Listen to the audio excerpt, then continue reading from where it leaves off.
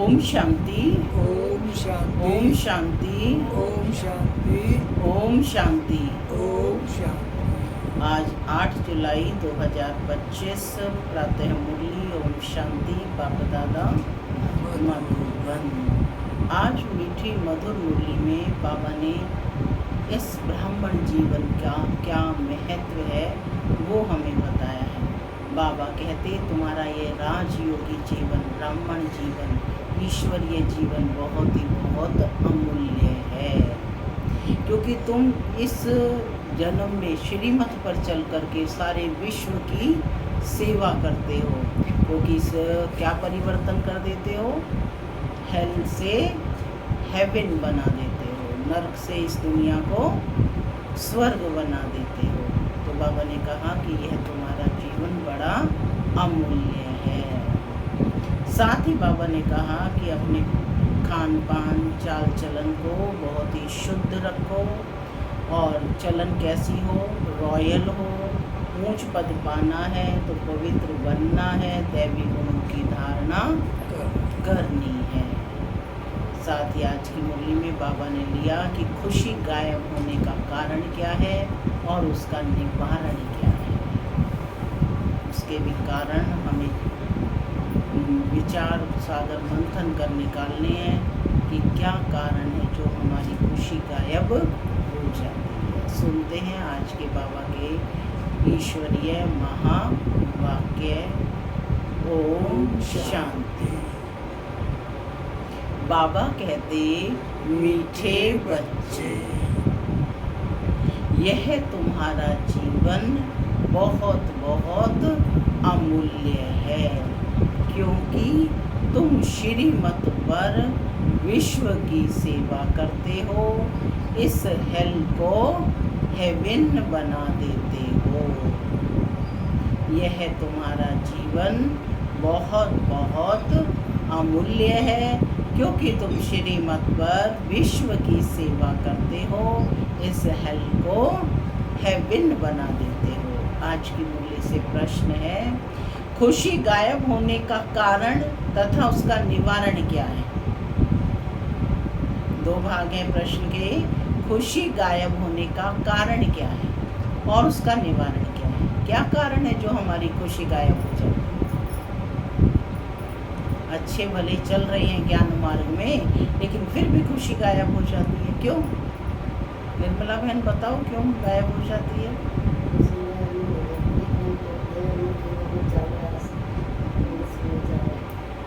व्यर्थ की बातें आ जाती है, माया आ जाती है, देह भान आ जाता है। ठीक है। और ये निवारण क्या है इसका निवारण क्या है, कैसे ठीक करेंगे। स्वयं को आत्म अभिमानी बने। सुनते हैं बाबा का उत्तर। बाबा कहते खुशी गायब होती है, एक तो देह अभिमान में आने के कारण, दूसरा दिल में जब कोई शंका पैदा हो जाती है तो भी खुशी गुम हो जाती है। इसलिए बाबा बच्चों को राय देते हैं, जब भी कोई शंका उत्पन्न हो तो फौरन बाबा से पूछो। देही अभिमानी रहने का अभ्यास करो तो सदैव खुश रहेंगे। देही अभिमानी रहने का अभ्यास करो तो सदैव खुश रहेंगे। ओम शांति। माना मैं शांत स्वरूप आत्मा हूँ, शांति मेरा स्वधर्म है। बाबा कहते मीठे बच्चे अब घर वापस जाना है। ओम शांति। ऊंच ते ऊंच भगवान और फिर भगवान वाच बच्चों के आगे, मैं तुमको ऊंच ते ऊंच बनाता हूँ, तो तुम बच्चों को कितनी खुशी होनी चाहिए। समझते भी हो बाबा हमको सारे विश्व का मालिक बनाते हैं। मनुष्य कहते परम पिता परमात्मा ऊंच ते ऊंच है। बाप खुद कहते हैं मैं तो विश्व का मालिक बनता नहीं हूँ। भगवान वाच मुझे मनुष्य कहते हैं ऊंचते ऊंच भगवान, और मैं कहता हूँ कि मेरे बच्चे ऊंचते ऊंच। बच्चे बाप को कहते हैं भगवान ऊंच से ऊंच है, और बाप कहता मेरे बच्चे ऊंचते ऊंच। सिद्ध कर बताते हैं, पुरुषार्थ भी ड्रामा अनुसार कराते हैं, कल्प पहले मुआफिक। बाप समझाते रहते हैं, कुछ भी बात ना समझो तो पूछो। मनुष्यों को तो कुछ भी पता नहीं है, दुनिया क्या है, वैकुंठ क्या है। बल कितने भी कोई नवाब मुगल आदि होकर गए हैं, भल अमेरिका में कितने भी पैसे वाले हैं, परंतु इन लक्ष्मी नारायण जैसे तो हो ना सके।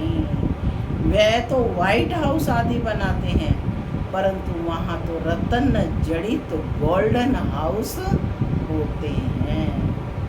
क्या होते हैं सतयुग में?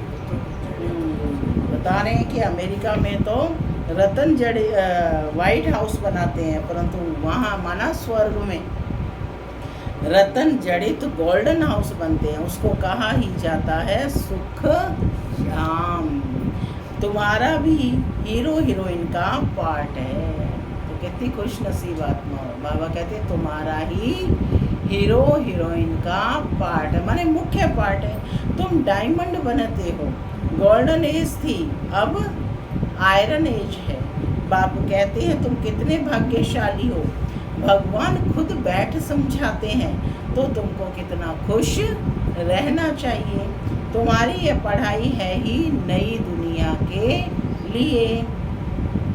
कौन सी दुनिया के लिए ये पढ़ाई? नई दुनिया के लिए। तुम्हारा जीवन बाबा कहते बहुत अमूल्य है, क्योंकि तुम विश्व की सर्विस करते हो। बाप को बुलाते ही हैं कि आकर हेल को हेवन बनाओ। हेवनली गॉड फादर कहते हैं ना। बाप कहते हैं तुम हेवन में थे ना, हेवन में, अब हेल में हो, फिर हेवन में होंगे। हेल शुरू होता है तो फिर हेवन की बातें भूल जाती हैं, माने स्वर्ग की बातें भूल जाती हैं। यह तो फिर भी होगा, फिर भी तुमको गोल्डन एज से आयरन एज में ज़रूर आना है। बाबा बार बार बच्चों को कहते हैं दिल में कोई भी शंका हो जिससे खुशी नहीं रहती तो बताओ। खुशी गायब होने का कारण क्या? कोई भी शंका होना, संदेह होना। तो कोई भी शंका है तो बाबा कहते पूछो। बाप बैठ पढ़ाते हैं तो पढ़ना भी चाहिए ना। खुशी नहीं रहती है क्योंकि तुम देह अभिमान में आ जाते हो। कैसे पढ़नी है पढ़ाई? आत्म अभिमानी बनकर, देही अभिमानी बनकर पढ़नी है। खुशी तो होनी चाहिए ना। बाप तो सिर्फ ब्रह्मांड का मालिक है, तुम तो विश्व के मालिक भी बनते हो। तुम विश्व के भी मालिक बनते हो। बल बाप को क्रिएटर कहा जाता है, परंतु ऐसे नहीं है कि प्रलय हो जाती है और फिर नई दुनिया रचते हैं। नहीं, बाप कहते हैं मैं सिर्फ पुरानी को नया बनाता हूँ, पुरानी दुनिया विनाश कराता हूँ, तुमको नई दुनिया का मालिक बनाता हूँ। मैं कुछ करता नहीं हूँ। यह भी ड्रामा में नोंद है। पतित दुनिया में ही मुझे बुलाते रहते हैं, पारसनाथ बनाता हूँ, तो बच्चे खुद पारसपुरी में आ जाते हैं। वहाँ तो मुझे कभी बुलाते ही नहीं। कभी बुलाते हो कि बाबा पारसपुरी में आकर थोड़ी विजिट तो लो। आज बाबा खुशी के मूड में कह रहे हैं, है ना, हंसी कुड़ी कर रहे हैं। कहते कभी पारसपुरी में बुलाते हो वैकुंठ में कि बाबा आकर के तुम भी घूम जाओ, विजिट कर लो? नहीं बुलाते ना। सुख में कभी भगवान को याद नहीं करते, बुलाते ही नहीं। बाबा भी कह रहे हैं बुलाते ही नहीं तुम मुझे। गायन भी है, दुख में सिमरन सब करें, सुख में करे ना कोई। पतित दुनिया में याद करते हैं, सुख में करे ना कोई। ना याद करते हैं ना बुलाते हैं, सिर्फ द्वापर में मंदिर बनाकर उसमें मुझे रख लेते हैं। पत्थर का नहीं तो हीरे का लिंग बना कर रख देते हैं पूजा करने के लिए। कितनी वंडरफुल बातें हैं कि भगवान को मंदिर में रख दिया, बस तो भगवान भी कंप्लेंट कर रहे हैं। अच्छी तरह से कान खोलकर सुनना चाहिए, कान भी प्योर करना चाहिए। अपने कानों को क्या करना है? प्योर बनाना है। Purity first. कहते हैं शेरनी का दूध सोने के बर्तन में ही ठहर सकता है, इसमें भी पवित्रता होगी तो धारणा होगी। बाप कहते हैं काम महा शत्रु है, इन पर विजय पानी है। तुम्हारा यह अंतिम जन्म है, यह भी तुम जानते हो। यह वही महाभारत लड़ाई भी है। कल्प कल्प जैसे विनाश हुआ है, हूबहू अब भी होगा ड्रामा अनुसार। तो तुम बच्चों को स्वर्ग में फिर से अपने महल बनाने हैं। क्या कहते बाबा? कि तुम बच्चों को स्वर्ग में फिर से अपने महल बनाने हैं, जैसे कल्प पहले बनाए थे। स्वर्ग को कहते ही हैं पैराडाइज। पुराणों से पैराडाइज अक्षर निकला है। कहते हैं मानसरोवर में परियां रहती थी, उसमें कोई टुबका लगाए तो परी बन जाए। वास्तव में है ज्ञानमान सरोवर, उसमें तुम क्या से क्या बन जाते हो। शोभनिक को परी कहते हैं, ऐसे नहीं कोई पंखों वाली परी होती है।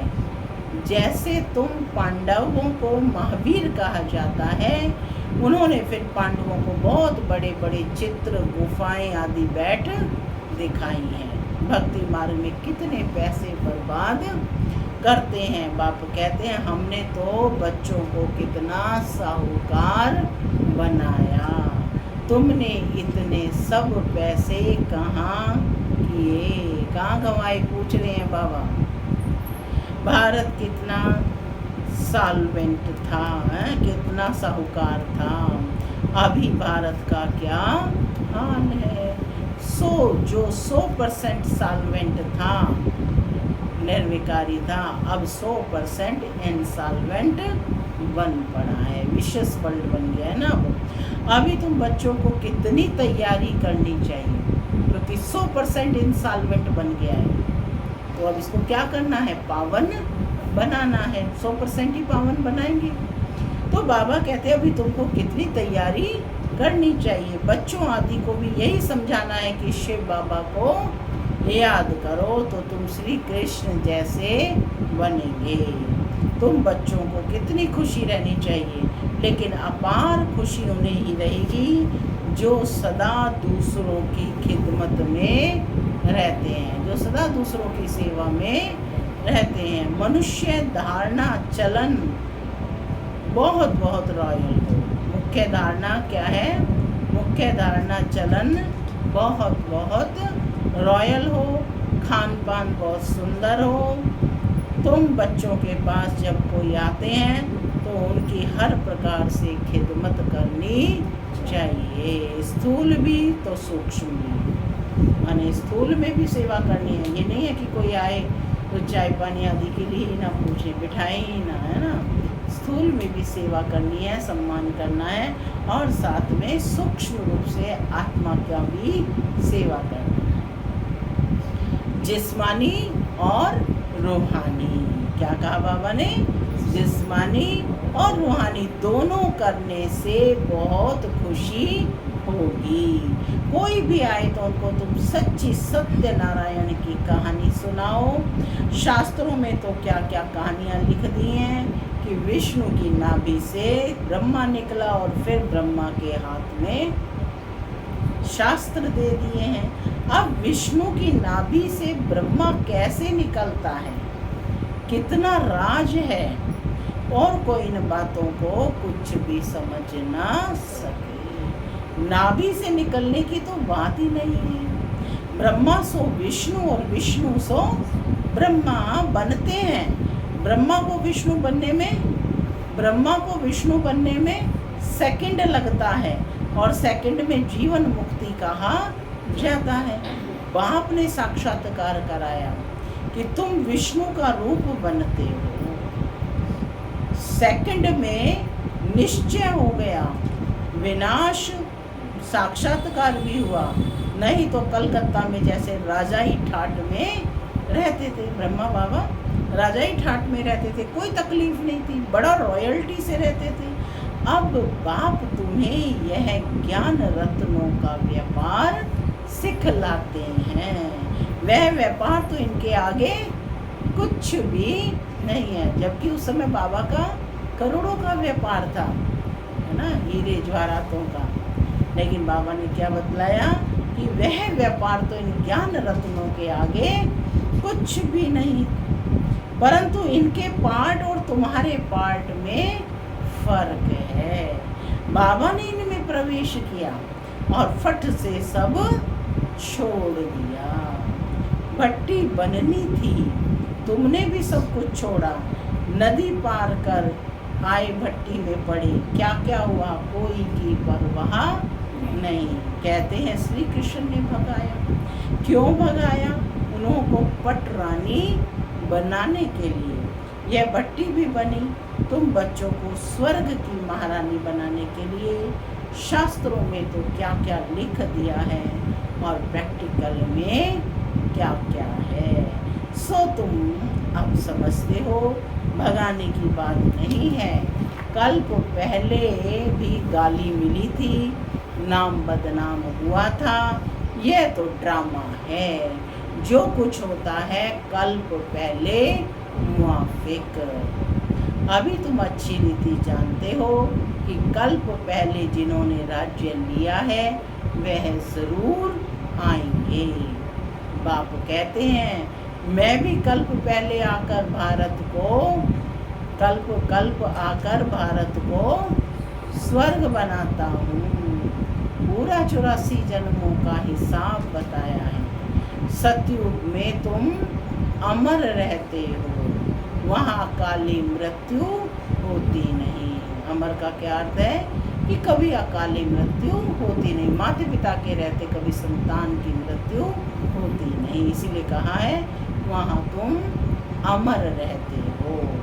शिव बाबा काल पर जीत पहनाते हैं, कहते हैं मैं कालों का काल हूँ। कथाएं भी है ना, तुम काल पर विजय पाते हो, तुम जाते हो अमर लोक में। कहाँ जा रहे हो? अमर लोक में उच्च पद पाने के लिए एक तो पवित्र बनना है, कंडीशन है, एक तो पवित्र बनना है, दूसरा फिर दैवी गुणों की धारणा करनी है। अपना रोज पोता मेल रखो, माने सेल्फ की सेल्फ चेकिंग डेली करनी है कि मैं कितना समय बापू को याद करूं। रावण द्वारा तुमको घाटा पड़ा है, मेरे द्वारा फायदा होता है। व्यापारी लोग इन बातों को अच्छी रीति समझेंगे। यह है ज्ञान रतन, कोई विरला व्यापारी इनसे व्यापार करे। तुम व्यापार करने आए हो, कोई तो अच्छी रीति व्यापार कर स्वर्ग का सौदा लेते हैं 21 जन्मों के लिए। 21 जन्म भी क्या, 50-60 जन्म तुम बहुत सुखी रहते हो, पदम पति बनते हो। क्या बनते हो? पदम पति बनते हो। देवताओं के पैर में पदम दिखाते हैं ना, अर्थ थोड़े ही समझते हैं। तुम अभी पद्मा पदम पति बन रहे हो तो तुमको कितनी खुशी होनी चाहिए। बाप कहते हैं मैं कितना साधारण हूँ, तुम बच्चों को स्वर्ग में ले जाने आया हूँ। बुलाते भी हो ना, ये पतित पावन आओ, आकर पावन बनाओ। पावन रहते ही हैं सुख धाम में। शांति धाम की कोई हिस्ट्री ज्योग्राफी तो हो नहीं सकती, वह तो आत्माओं का झाड़ है। सूक्ष्म पतन की कोई बात ही नहीं। बाकी यह सृष्टि चक्र कैसे फिरता है वह तुम जान गए हो। सतयुग में लक्ष्मी नारायण की डिनाइस्टी थी, ऐसे नहीं कि एक ही लक्ष्मी नारायण सिर्फ राज्य करते हैं। डिनाइस्टी है, कितने 8 पीढ़ियाँ चलती है ना, लक्ष्मी नारायण 1 2 3 4 5 6 7 8 आठों के आठों लक्ष्मी नारायण कहलाते हैं। लक्ष्मी नारायण 1 2 इस तरह से। तो बाबा ने कहा डिनाइस्टी चलती है ना। तो बाबा कहते हैं कि बाकी ये सृष्टि चक्र कैसे फिरता है वह तुम अब जान गए हो। सतयुग में लक्ष्मी नारायण की डिनाइस्टी थी, ऐसे नहीं कि एक ही लक्ष्मी नारायण सिर्फ राज्य करते हैं, वृद्धि तो होती है ना। फिर द्वापर में वही पूज्य सो फिर पुजारी बनते हैं।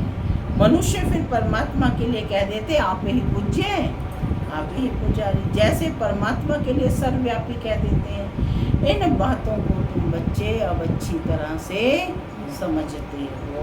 आधा कल तुम गाते आए हो ऊंचते ऊंच भगवान, और अब भगवान वाच है ऊंचते ऊंच बच्चे हो। तो ऐसे बाप की राय पर भी चलना चाहिए। गृहस्थ व्यवहार भी संभालना है। क्या कहा बाबा ने? सब गृहस्थी वाले हैं ना, तो बाबा विशेष कह रहे हैं कि गृहस्थ व्यवहार भी संभालना है। यहाँ तो सब रह ना सकें, सब रहने लगे तो कितना बड़ा मकान बनाना पड़े। यह भी तुम एक दिन देखेंगे कि नीचे से ऊपर तक कितनी बड़ी क्यू लग जाती है दर्शन के लिए। कोई को दर्शन नहीं होता तो गाली भी देने लगते हैं। तुम जिसको रास्ता बताते हो, कोई तो अच्छी रीति चल पड़ते हैं और कोई धारणा कर नहीं सकते। कितने हैं जो सुनते भी रहते हैं, फिर बाहर में जाते हैं तो वहाँ के वहाँ रह जाते हैं। वह खुशी नहीं, पढ़ाई नहीं, योग नहीं। बाबा कितना समझाते हैं कि बच्चे चार्ट रखो, नहीं तो बहुत पछताना पड़ेगा। हम बाबा को कितना याद करते हैं। चार्ट देखना चाहिए। भारत के प्राचीन योग की बहुत महिमा है। तो बाबा समझाते हैं कोई भी बात नहीं समझो तो बाबा से पूछो। आगे तुम भी कुछ नहीं जानते थे।